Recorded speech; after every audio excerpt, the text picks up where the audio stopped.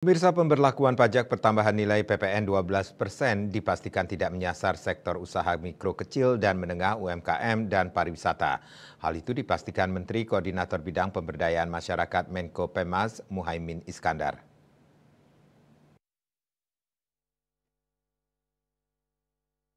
Dikutip dari kantor berita Antara, pria yang akrab disapa Caimin ini di Jakarta menegaskan bahwa PPN 12% hanya akan berlaku pada sektor-sektor barang mewah atau berbagai barang yang di luar kebutuhan dasar. Sementara sektor UMKM dan pariwisata yang menjadi tumpuan masyarakat tidak akan dibebankan pajak tersebut. Ia menyatakan bahwa UMKM akan mendapatkan keringanan dan kemudahan dari pemerintah. Bahkan UMKM tetap mendapatkan keringanan dan kemudahan. Menurutnya, pemerintah telah menyeleksi terlebih dahulu sektor-sektor yang terdampak kenaikan PPN 12%. Sebelumnya, Menteri Usaha Mikro, Kecil dan Menengah UMKM Maman Abdurrahman memastikan kenaikan pajak pertambahan nilai PPN menjadi 12% tidak akan berdampak pada masyarakat kelas menengah ke bawah.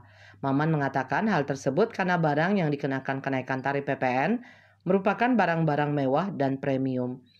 Ia menjelaskan kenaikan PPN menjadi 12% yang dimulai pada Januari 2025 tersebut merupakan amanat dari undang-undang yang merupakan hasil kesepakatan antara pemerintah dan DPR pada masa pandemi COVID-19. Bali Post melaporkan.